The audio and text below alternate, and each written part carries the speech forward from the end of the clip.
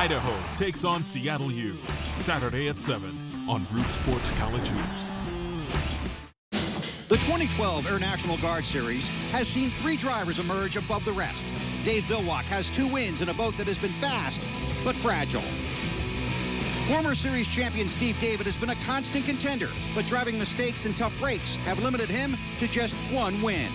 The surprise of the season has been young Jimmy Shane, whose speed and consistency have provided him his first career unlimited hydroplane victory. 2 races remain, and the Air National Guard title is there.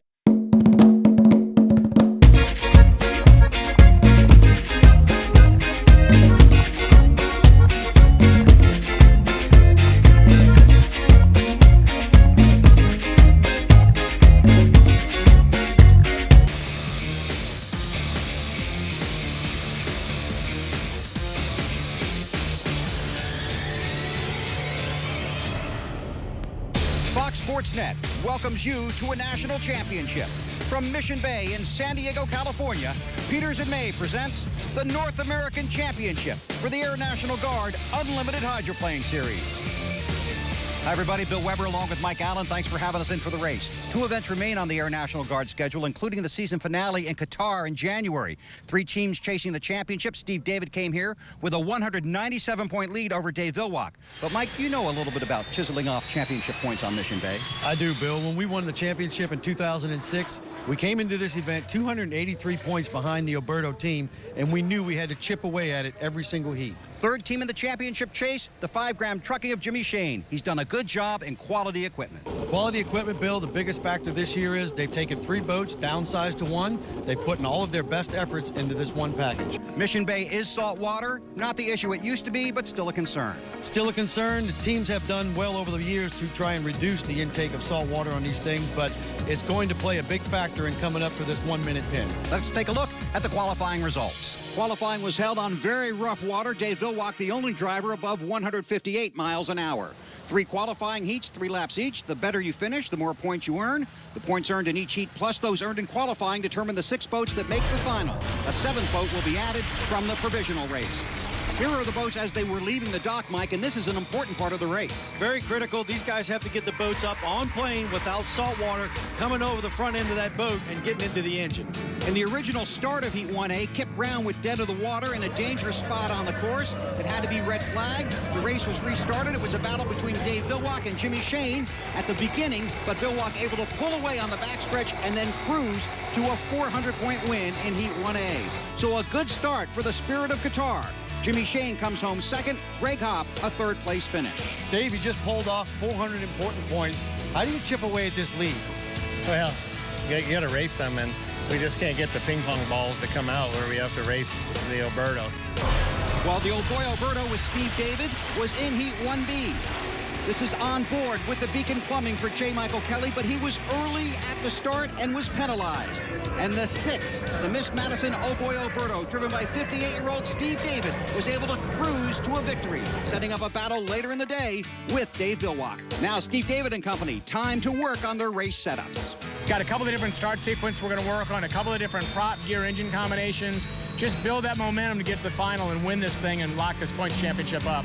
Here's a look at the points. Now, this is the North American Championship presented by Peters and May. Well, Peters and May have some pretty big plans. Here's David Holly.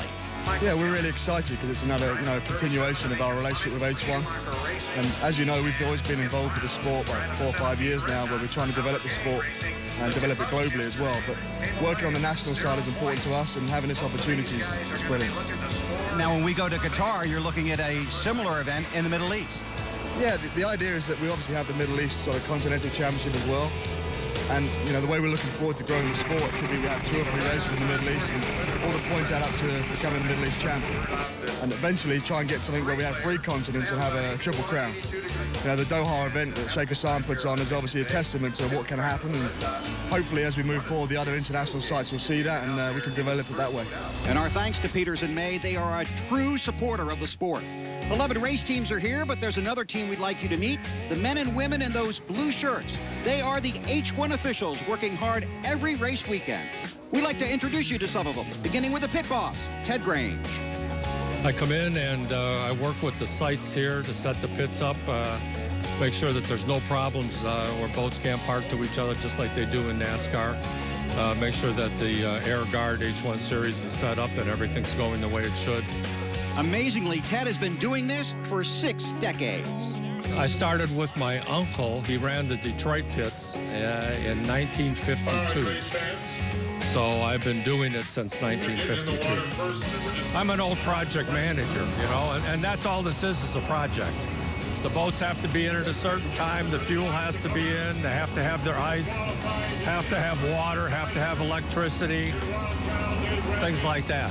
It's controlled chaos, and it just, once we get going into it, it just goes, and it flows. Everybody knows what they're supposed to do, and we just do it. All right, Billy, copy. They are leaving the course right now, leaving for the course. Copy. As one heat goes out, we're putting the next heat in, and then we're getting them out, and sometimes we do have 3 heats, so I'm putting in the 3rd heat. And there's 2 of us that do it, and we split the pits in half, and it works pretty well. If I haven't heard from the crews or any of the 2, 3 referees that we have, I'm looking to have a Coke and relax.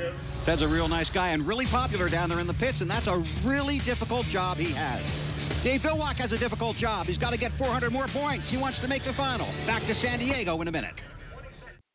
Experience the extreme adrenaline action of H1 Unlimited hydroplane racing by winning the H1 Unlimited trip to Qatar sweepstakes. And don't miss your chance to win this exclusive trip for 2 to the 2014 UIM World Championship in Doha, Qatar. We pay for the airfare, hotel accommodations, and VIP ticketing to H1 Unlimited race. Find us on Facebook for a chance to win a trip to the 2014 World Championship in Qatar. Complete contest details at h1unlimited.com. The 2012 Air National Guard Hydroplane Series is brought to you by Air National Guard. Visit goang.com to learn more about exciting opportunities in your area. By Whispering Turbines, where life begins at 200 miles per hour. And by Peters & May. For professional management of your worldwide boat transport and logistics, remember Peters & May. A big thank you to all the volunteers that helped run Bayfair. Weren't sure the sport would race here this year, but we're glad to be back in San Diego and racing on Mission Bay. In Heat 2A, the number 11 Peters & May boat with a new driver. J.W. Myers out with a shoulder injury from his blowover in Detroit. Here's Steve Montgomery with the new driver. Tom Thompson holds multiple world and national records, a many-time inductee into the APBA Hall of Champions. But when you get here, Tom, it's your first weekend in an unlimited hydroplane. Give us your impressions of the big boat. It was really interesting when I left the dock because it does go off so slow, and you got to be careful not to get too much salt in the engine, especially here in San Diego.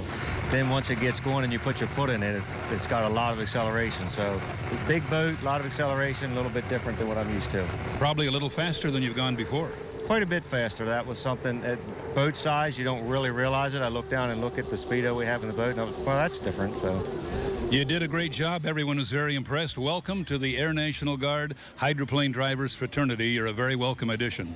Well, thank you very much. The Peters & May team does a great job putting a boat under me, and they're going to continue to do that, and I'm going to continue doing my job for them. So good luck to Tommy Thompson, and our best wishes to J.W. Myers as he recovers from that shoulder injury. Here is the lineup for Heat 2A, and this is a heat packed with potential talent. Spirit of Qatar, the Graham Trucking, Jones Racing, Peters & May, Miss DiGiulio, and of course, the 88 boat, the Degree Men. This is On Board with Mark Evans. There's Tommy Thompson in the Peters & May. He's in lane 5. John Zimmerman in the Jones Racing. There's Scott Liddycoat, 88 Degree Men. Continue to move inside. See the Peters & May countdown clock is now at 10. Jimmy Shane has the inside lane, the preferred lane by most of these drivers. Coming to the green flag. Green flag in the air, and it's a legal start. On board with Villwock. You see Shane in lane 1 on the inside. Now from the Whispering Turbines Skycam as they make the turn into turn 1. That can be crowded down there. It looks pretty crowded right now, Bill. These guys are going through this first turn. Everybody's giving everybody enough room to get through, but it is going to be a very strong heat, like you mentioned. The battle down the backstretch now. Shane on the far right of your screen, then Villwock. This is the one part of the race course that you have to be very careful of as a driver. there's a tremendous amount of wind that comes from the right side, flows underneath the bridge, and wants to lift these boats up about mid-track. And as you know, it's not just rough at one end of this race course. Turn 2 also rough. You see Dave Villwock catching a little air there. And Scott Liddicoat in the 88. He's further outside, and he's really getting the rough ride. Yeah, Mission Bay is a pretty shallow race course that we run on, so the water will tend to kick up. And when you put 6 boats on a race course, I don't care where you are, it's going to get rough. Jimmy Shane trying to catch Dave Villwock. On board with the defending series champion. Drivers absolutely love this race course. These guys will hang it out like never before. Our qualifying speeds are faster. Our competition speeds are faster. And you're going to get faster speeds no matter what lane you're on in Mission Bay. First lap for Dave Villwock, 152.866 miles an hour. Watch these guys air them out right here as they get to that treacherous part of the race course.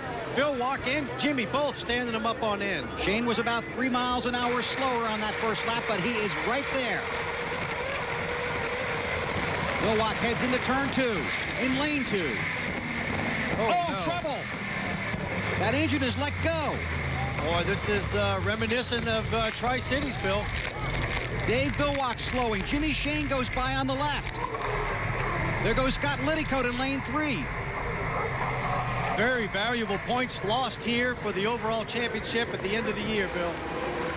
Not a thing he can do about it. Villwock dead in the water on lap 2. Got 400 points in his first heat. Here comes Tommy Thompson. Passes Villwock. You saw the boat on the left. Now here comes Mark Evans, the Mr. Giulio. You can also see our GoPro cameras.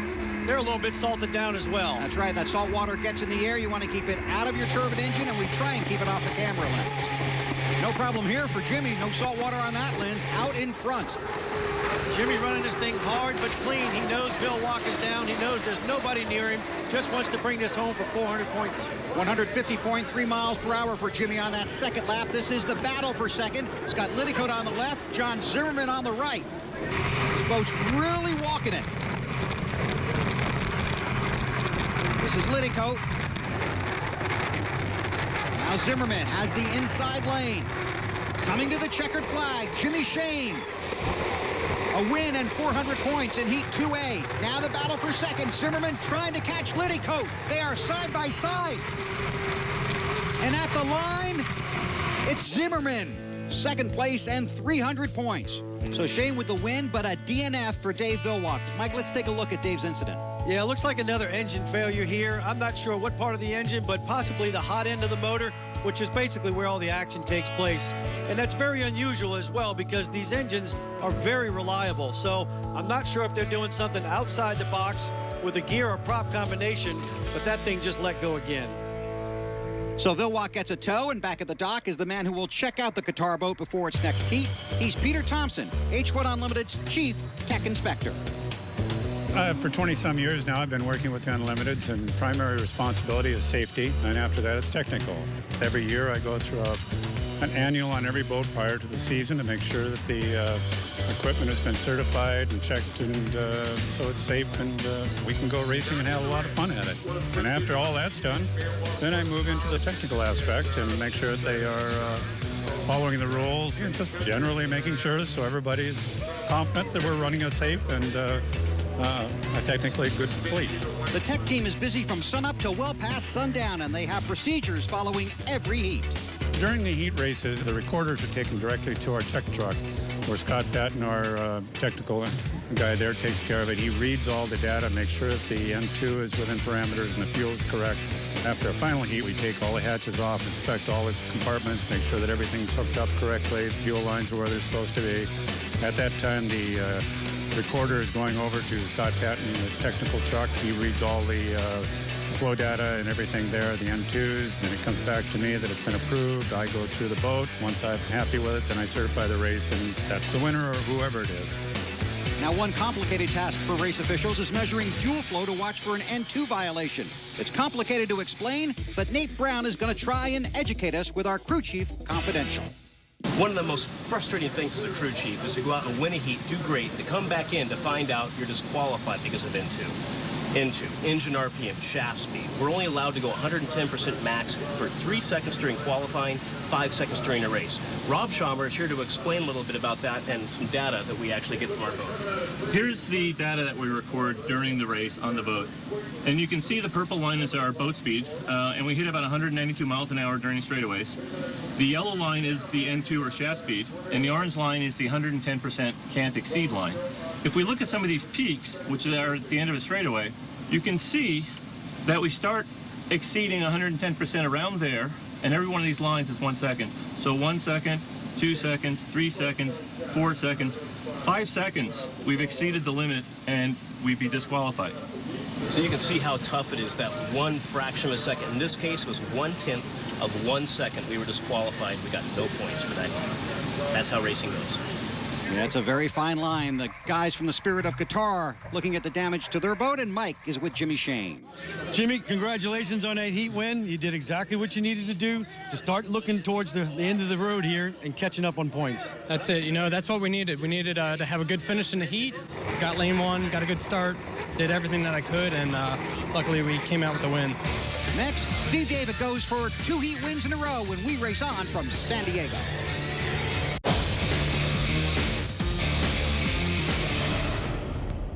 A strong showing of support for the H1 Series here on Mission Bay, but the Qatar fans are worried. Here's Mike with Dave Villawhite. Dave, big disappointment here. It's going to hurt you in points. What happened out there? Yeah, I just blew up another hot end. So, the propeller's on it, gearbox was good. Just that time the gearbox didn't cause a problem. The hot end just let go. So you guys are going to get after it, do what you can, see what you can do to try and make this final? Yeah, we'll see. I don't know if Eric even wants to. We'll see what Eric does. We'll go from there.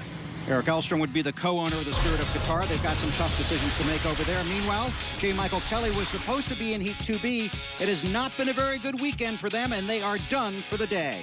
We had a lot of problems this weekend with salt, and we really didn't understand exactly why. At first, we had a door on the cowling that would close, open, and close to keep the salt water out. What we found out is that when you close it, it acts like a vacuum in there. And we were sucking salt water around the back of the cowling into the motor. And then we still continued to get salt and found out later that the shaft seal was leaking and spraying water as we were running. That gets sucked right back into the motor. So we're salted down. So the salt water starting to claim its victims. Here is the start for Heat 2B. The early leader is Greg Hopp in that yellow and black boat. He's in lane 3. In the 17, Miss Red Dot, Kip Brown making his return to the cockpit. He just got his cast off. He's wearing a plastic cast for a broken fibula, but in this heat, his boat failed to finish. Meanwhile, Steve David in the Old Boy Oberto, another spectacular run and 400 points. We needed those points. It puts us 573 ahead in the national points race, but take nothing for granted. Treat every race as though it's going to be your last of the day. He's got his strategy all mapped out. So David is first, Hopp is second, and Kelly Stocklin is third. And Mike is with Kelly. All right, we're down here with the driver of the Bucket List Racing team, Kelly Stocklin, who's running an experimental boat this year. Kelly, this thing's been coming along nicely. What's the biggest difference here compared to every other Unlimited? The two differences are the weight and the engine. The weight is about 2/3 of what the other boats are required to be, and the engine is a T53, which is about half the horsepower. You've got some consistent laps that you're knocking off here one by one. Is there any more left in it? Oh, yeah. Yeah, it was running really hard on the sponsons this morning at 137. We did pull a couple of rabbits out of our hat. We were very pleased with it. There's some more left. There's some more left. That's a hard-working racer right there. Here are the points after 2 sets of qualifying heats. Remember, the top 6 drivers in points after 3 sets of qualifying heats will make the final disappointing weekend for Kip Brown and J. Michael Kelly. Some more of the officials for the H1 Unlimited Hydroplane Series. They're on land, they're in the air, in fact, they're just about everywhere. The chief referee is Mike Noonan, and Mike and his staff have a lot to do every race weekend. we have a lot of ground to cover. We have a lot of territory to watch. I mean, a 2.5-mile course, you're looking at probably 4 or 5 square miles of boats, and they could be anywhere on the water. And sometimes they're right on top of each other, and sometimes they're all spread out. Well, I tell you what, Steve really turned late on that one, man. He got right up in the spray. I mean, there was plenty of room, but, man, he turned way late. The 2 helicopter referees, the referee on the judges' stand, and any other referees that we might have stationed around the course are all on a channel talking to each other during the whole heat. And we discuss what's happening, what we saw, what possibly could develop, and communicate constantly with each other, and eventually pass that word on to the teams through what we call the corral, which is where all the spotters are, or the race teams have a guy that talks to the driver. That way they can pass on the penalty. If it's a tough call, and it's one of those things where we just could not determine visually, we do have replay. We have lots of angles. We have helicopters, we have ground cameras, and we have the in-boat, the GoPro cameras on the boats themselves. So we'll go back and look at it and make sure that it's verifying that the call we made was the correct one. Mike's missed a few races here and there, not very many, but he's been the chief referee since 1982, and he's getting ready for Heat 3A. All the fans here on Mission Bay to watch the Air National Guard Series, we want to invite them and invite you, too, to like us on Facebook and be sure and follow the sport on Twitter. Get the latest information on everything going on in the Air National Guard Series. Getting ready for Heat 3A. One of the boats on the water, John Zimmerman. A pleasant surprise this season. They've run really well for a team that basically is all volunteer. Here's our unlimited access pass. We don't have the budget a lot of the teams do. We're kind of a race-to-race sponsorship deal. Jeff Campbell, our crew chief, is tireless. He's down there at the shop before any of us, and he's there after we've gone, and he's a very talented guy. If we have an issue between heats, we're going to be in trouble because I can't get back here to change motors or gearboxes or fix the Swanson, and we've only got Mike and Mike. It's all part-time guys. We all have real jobs. I actually work for the Red Dot Corporation, which is a whole nother story. But at the shop, it's usually just 2 or 3 of us, nights, weekends, whatever we can do to make the thing happen. We spend hours and hours just fine-tuning every little thing without spending any money. I think a full-time sponsorship is right around the corner for us, and it'd be huge for us. I mean, we'd be right up there with that. We need more propellers. We need more gear ratios. We need depth of equipment. Maybe pay a couple guys so it's not such a volunteer deal. Everybody's working a day job, and then they go work all night on the boat. What the Jones team would like to see is a superhero swoop in and save the day.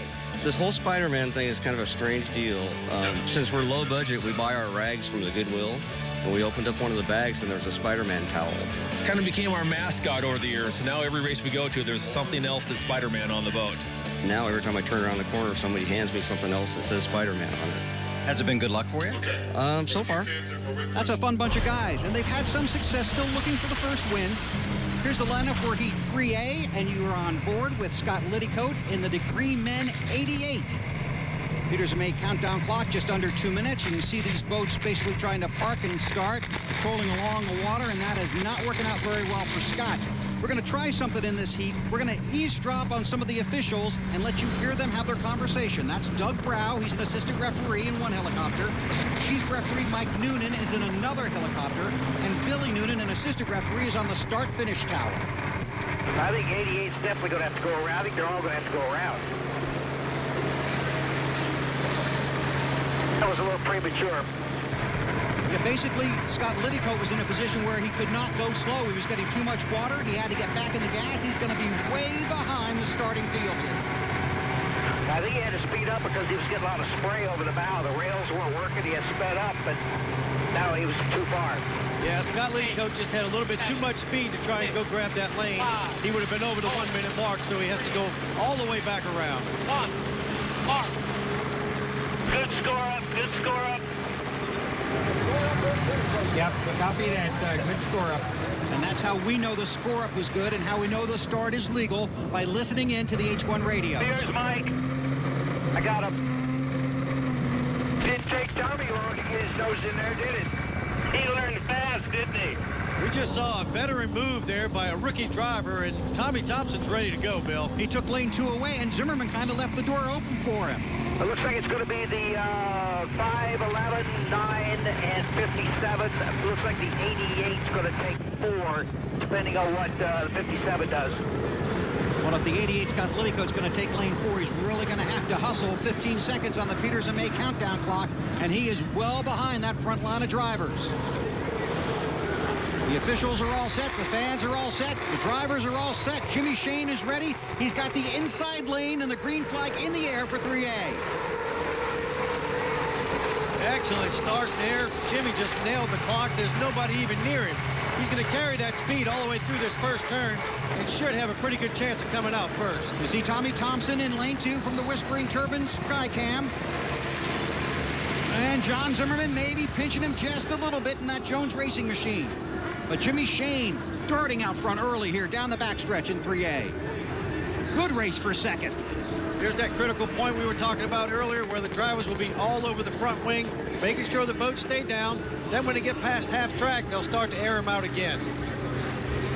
Shane leads. Zimmerman in lane 3 runs in third. Then Tommy Thompson, his first weekend ever in an unlimited hydroplane. In the Peters and May machine, he's in lane 2, getting an education. You can relate to this. I can, Bill. When I first drove one of these things, I didn't even know how to fire it up, much less turn it. And the size of the boat really blew me away. And the speeds, like Tommy was talking about, they're kind of deceiving. You look down, you see 190 miles an hour, and it doesn't even feel like it.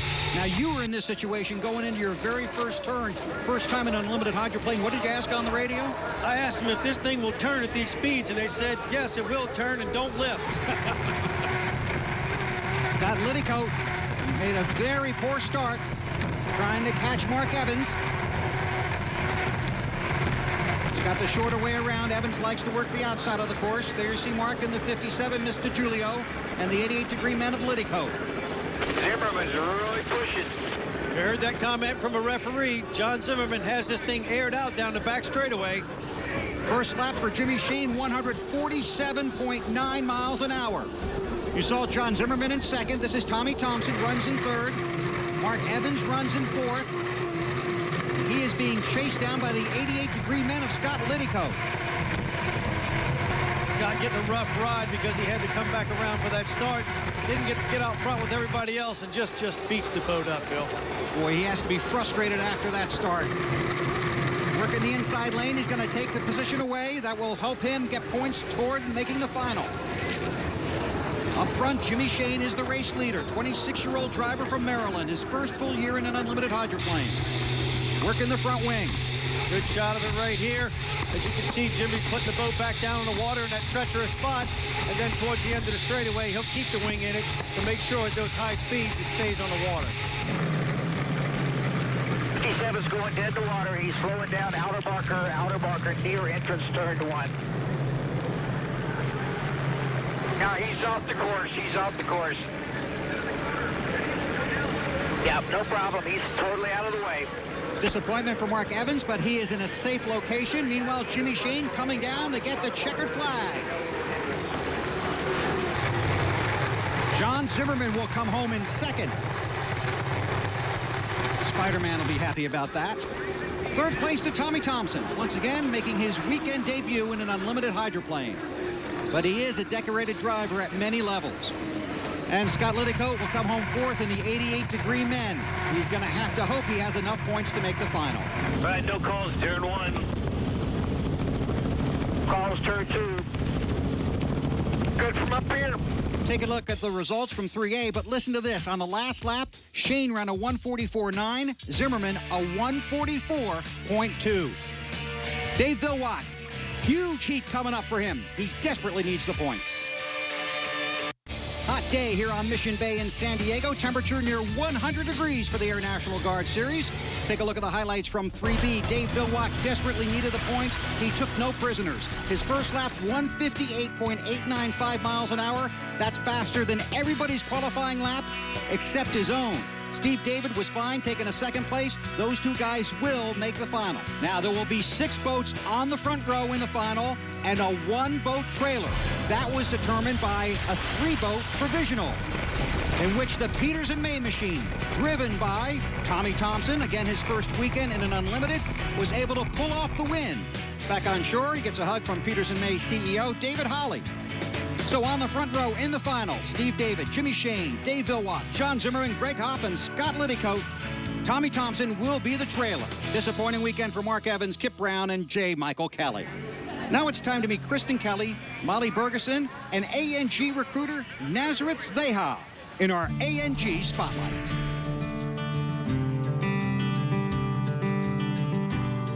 Hey guys, so I see you guys got your degree shirts on.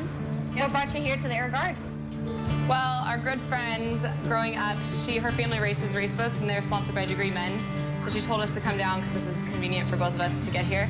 So we came down to basically cheer on our race team. Do you guys have any questions that I can answer? What's a good recruit? Wow, that's a good question. Any person that is wanting to join, of course, is a great recruit. Anybody who wants to serve their country, this is definitely a good place to do it. There's a job for everybody. There's a job for everybody. What you want to do. Exactly. You just got to be qualified. Gotcha. Okay. Got to be qualified. What are some of the jobs that you can do once you're in? We have anywhere from medical to security forces, which is like military police, civil engineering, which they do construction, things like that, aircraft maintenance, every type of job that you come into in the Air Force itself or the Air Guard, it's technical specific. So you're going to have not only the experience of the technical parts of it, but also education benefits for it. I'm interested in nursing. What opportunities do you guys have in the Air Guard? Are you a nurse already? No, but I'm in nursing school. Okay. Well, we have different programs that you can come into. You can either be a nurse in a medical squadron. You can be a nurse in our Aero Evacuation Medical Squadron, which is also known as AES. They actually are flight nurses availability. You can get, of course, the bonuses like a $50,000 grant, or not grant, but bonus for a loan repayment program that we have for that, or 45 grand for you to, do as you wish as far as a bonus goes. Okay. Other than that, you're going to gain so much experience, so much military experience. I mean, you're going to go to places across the world that you never thought existed. John Zimmerman had a third in 1B and a second in 2A and 3A. Now he's trying to chase the win in San Diego. The final is next. We want to salute the more than 106,000 officers and enlisted people who serve in 89 flying units and 579 mission support units for the Air National Guard. We thank you for your service and for your second year of support of the H-1 Unlimited hydroplanes. Ready for the final here on Mission Bay in San Diego. It's a 6-boat front row and a 1-boat trailer. You see the Peters and May countdown clock is at 45. The score-up was good. We can take you through the field with our GoPro onboard cameras. That's Greg Hoppy's on the outside. John Zimmerman said that those guys were either going to go for the win or go for the ultimate championship in points. Small aerodynamic change for Scott Liddicoat in the 88-degree man. Dave Villwock, these guys have replaced an engine and a gearbox combination that they're excited about. Steve David, engine change and propeller change. And the guy that always wants to get on the inside, Jimmy Shane and Tom Anderson put a smaller prop on there for him, Bill. And what does all that tell you as you look at the trailer, Tommy Thompson? From all the notes we've seen so far, these guys are preparing for a rough final. It's going to be 7 boats, and it's going to get rough. Coming to the green flag. Green flag in the air. All boats are legal. The start is good. Steve David tries to race out in front of the youngster Jimmy Shane as they head for turn 1. Shane on the inside. That's the Graham Trucking. Then the Miss Madison O'Boy Alberto. You look from the Whispering Turbine Skycam. Dave Villwock runs in third. On board now with Shane, looking forward at Steve David. Great wing action you can see right here. Jimmy Shane is going to fly that thing to try and get out front of Steve David. On board with Villwock. It's going to be tough to make up ground in that third lane. Wow. Everybody getting some air. Yeah, you want to talk about fast. You can look directly underneath every one of these boats at over 100, probably 85, 95 miles an hour. Now, talking to Steve David and his crew chief, Mike Hansen, before the final, they were very open. They said they learned a lot yesterday, and they actually put in the acceleration box that got Steve a first-place finish in the first heat on Saturday. That acceleration box just means that they want to get down to the first turn first and beat everybody else down there and worry about the rest later. 26-year-old Jimmy Shane got the win in Tri-Cities. Pretty rough in there? Pretty rough. You can see Jimmy bouncing around inside that cockpit. Mission Bay is not known for being rough, but again, we got 7 boats on the water right now. Side by side for the lead, Steve David and Jimmy Shane. First lap for Steve David, 150.902 miles an hour. Look how clean these boats are. You can look directly under each of them right now. I can guarantee you everybody has a brick on the throttle pedal, and the only difference here is how they operate that wing. Scott Liddycoat, degree man, off the pace. There's Tommy Thompson, started as the trailer in this 7-boat final. Greg Hopp passing Liddycoat for position. Back up front, side by side still, David and Shane.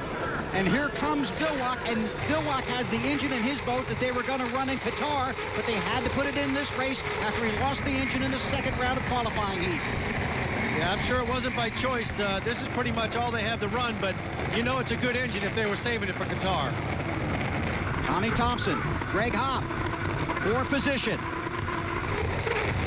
Up front, Jimmy Shane. Look at that glare from the sun. Boy, you talk about a glare. When you come around that corner and you got a windshield in front of you in the sun, it's even worse than what we're looking at right now. Man, they're really flying these boats. This right here, there is nobody lifting. You can see each of these boats getting up on their own with just a little bit of wind coming underneath. They're flying them. Steve David leads, but Jimmy Shane is right there. Listen to the lap 2 speeds for these boats. For David, 147.3. For Shane, 147.9. For Vilwak, 147.2. They're basically running the exact same speeds. There's John Zimmerman running well in 4th place, but the disadvantage to Dave Vilwak is he's on the outside. He's got a lot of rough water. He's going to have to bring it in if he wants to make up some time. This is a good battle right here. Tommy Thompson in his first ever Unlimited Hydroplane final, and the veteran Greg Hopp. Tommy doing a nice job keeping it close in on the pins. He's also being introduced to the Unlimited wall of water. Man, that's a tight, narrow path he's got there. Top 3 drivers in the sport are the top 3 boats on the water. Listen to the speeds from lap 3. For Steve David, 149.9. Jimmy Shane, 148.9. And for Vilwak, 149.1. Scott Liddycoat off the pace, headed back to the pits. They had to be towed in twice on Friday. Not a good weekend for the Degree Men Club. 58-year-old Steve David looking for his 16th career win. Comes in off the win at Seattle. And Miss Madison, oh boy, Alberto. Coming around to get the white flag. Jimmy Shane still chasing him, and Vilwak's there too. On board with Shane. Lap 4 for Steve David. 151.4 miles an hour, 151.0 for Shane. Watch Jimmy Shane here. He's as close as you can get on these pins, trying to keep it in tight, trying to make up as much time as he can on Steve David with just a half a lap to go in this race. On board with Greg Hopp. Battling with Tommy Thompson, and Thompson moves forward to take the position. That's for 5th. Huge weekend for Peters and May. Tommy Thompson in his first Unlimited race. Back up front, Steve David. On the left, Jimmy Shane runs in 2nd in the yellow boat, the Graham Trucking. And here comes the Spirit of Qatar, Dave Vilwak. Vilwak's fast, but he's going to run out of time. It's going to be a 2-boat dash to the finish. Between the veterans, Steve David, 5-time National High Points driving champion and a 3-time National Team champion. Jimmy Shane started driving when he was 8 years old. He got his first win in Tri-Cities just weeks ago. But this time it's going to be the veteran. Steve David takes the checkered flag and wins on Mission Bay in San Diego. 2nd for Jimmy Shane and 3rd for Dave Vilwak. We'll talk to the winner, Steve David, when we come back to San Diego.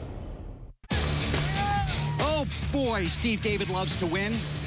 16th career victory. And he goes back-to-back with wins in Seattle and San Diego. Let's take a look back at the final heat here on Mission Bay. 16 made an engine change and a prop change. He was fast. He was fast, and I think Mike Hansen probably made the final call. He wanted a quick propeller, a quick gearbox to get down to that first turn first and worry about the rest later. Smoothest water is always for the guy that's out front, and that was Steve David. Told you the tech guys work long after sundown. That's the data box going back to the tech inspection truck, and we're going to Mike. Steve, congratulations. We knew this was going to be a hot final. These guys gave you a great piece, and I would have to say you drove the sponsons off of this thing. Drove my heart. I think we have about a 650-point lead in the national championship. Roberto just ran perfect. My team gave me an outstanding boat, and what a team I've got, huh? I mean, these guys, they come from all other parts of the country. They show up on a weekend. They know their jobs, so I tell them what to do. I get my feedback in. They set it up the way that I feel I can drive this thing the best. No arguments. They go, here's what you got. Go get it, kid. It's up to you. It's a 58-year-old kid. Shane second, Bill Walk third, Zimmerman fourth, then Tommy Thompson fifth, followed by Greg Hopp. Scott Liddycoat did not finish. There appears to be a developing story. The man in the sunglasses is Sam Cole, the chairman of the H1 Series. Him being in the tech truck, not usually a good sign. We'll check on that. First to Mike. Jimmy, I have to congratulate you because the second place finish in this final was very strong. Holy cow, that was close. I'll tell you what, man, what a fantastic race, especially for the fans. You couldn't get any better than that. First two laps, we were absolutely deck to deck. Having that inside lane, I was able to make it up in the corners, so it made for a great race. As the race got on, the water got rougher and rougher. It just made it harder for me to stick it in there on the insides. Yeah, but he doesn't mind. He's having a heck of a year. Steve David has a healthy lead in the driver point standings with one race to go. That's the World Championships in Doha, Qatar in January. That's Chief Referee Mike Noonan. You got a chance to meet him earlier. He's in the tech truck. We'll follow that story. First, let's hear from Dave Vilwalk. Just go up to the score-up turn up there, and the 5 was in the inside, and Steve Dave was next to me, and I was there, and there was just enough room. The 88 went through, and then it went across in front, put some salt in it. So then it didn't want to accelerate after that, and I got it up here and managed to squeeze it off, but I was a couple of boat lengths back by the time that I finally got it to go. I almost didn't run it because I wasn't sure it was going to blow up another motor, so it's just how it goes. But once he got it going, man, he was working hard. Now, that's Mike Noonan and Scott Patton. They are examining the 6 boat. This is highly unusual. An update when we come back. Experience the extreme adrenaline action of H1 Unlimited hydroplane racing by winning the H1 Unlimited trip to Qatar sweepstakes. And don't miss your chance to win this exclusive trip for 2 to the 2014 UIM World Championship in Doha, Qatar. We pay for the airfare, hotel accommodations, and VIP ticketing to H1 Unlimited race. Find us on Facebook for a chance to win a trip to the 2014 World Championship in Qatar. Complete contest details at h1unlimited.com. The 2012 Air National Guard Hydroplane Series has been brought to you by Air National Guard. Visit goang.com to learn more about exciting opportunities in your area. By Whispering Turbines, where life begins at 200 miles per hour. And by Peters & May. For professional management of your worldwide boat transport and logistics, remember Peters & May. 5th race of the Air National Guard season is over. Steve David was the winner on the water, but we have been following this story for quite a while now. They continue to examine some pieces and parts from the Oh Boy Oberto team. The tech truck has been a very busy place, a lot of traffic in there. Several crew chiefs have made a visit, and Chief Referee Mike Noonan is ready to make a statement. Our data indicated some kind of an anomaly in the fuel flow data on the 6. We had to verify all of our equipment. We wanted to look at the data. We ran several tests. We looked at every piece of equipment we gave them as far as to measure based on what we saw and the determination from those tests that we could do here in our truck. I made the determination that there was enough evidence to show that there was a fuel flow violation, which is flagrant, which results in a DSQ from the heat. I do expect a protest or appeal to be made by the team, which is in the rules, which they are allowed to do. But in the meantime, I am going to take all the equipment that we used, all the equipment we had, pack it up and send it to the manufacturer, who is Racepac up in LA area, and let them take a look at it and see if they can tell me why this anomaly that we're seeing in the data is occurring. Well, that's a shocking change. It gives Jimmy Shane the win and takes away 400 points from Steve David. And as you can imagine, he's not very happy about it. Well, there's an appeal process, which obviously their equipment failed, and so they've got to send the equipment out to get it tested. We're quite confident when they do, they will find out the equipment failed because our fuel flow wasn't over the rules. It was the low pressure fuel they're getting erratic readings on. So I'm quite confident it'll be overturned. Steve is confident it's going to be overturned. He was talking to us about that. You can see how it changes the driver point standings, and it will also change the team standings. Jimmy Shane, a reluctant winner. Jimmy, for the time being, the Alberto team has been disqualified, so that puts you guys first. That's unbelievable. You know, you never want to win a race that way, but you have to, everybody's got to play by the rules. Everybody's on the same page when it comes to that. So if it was something that they did, you know, I'm sure it wasn't something intentional. They're a great team, fantastic team, but I got to hand it to my guys. They kept me in the hunt all weekend long, and we were able to pull this thing out. And he deserves a lot of the credit, too. Drove a very good weekend of unlimited hydroplane racing. There you see the unofficial boat standings pending the appeal by the 6 team. Well, we love boat racing in San Diego. And you just saw why. Fast, competitive, and we're going to see the same thing in Doha next time out. Man, they were side by side all afternoon on Mission Bay. That's why you've got to get out to an H1 race. And remember, like us on Facebook and follow us on Twitter. Hey, that's another one of the officials, Walt Ottenat. Walt and his crew do a great job with our onboard GoPro cameras, so thanks for all the work all season long. Jimmy Shane declared the winner in San Diego. For now. On October 31st, the smile was back on Steve David's face because the team's appeal was upheld. Here's the H1 official statement. The hearing committee heard input from parties directly involved with the appeal, as well as technical experts. As a result, the committee unanimously agreed to allow the appeal, recommending reversal of the disqualification at the San Diego final race. So Steve David reinstated as the winner. He gets the 400 points. That dramatically changes the overall point picture and makes Steve the very first winner of the North American Championship presented by Peters and May. We'll see you next from Doha.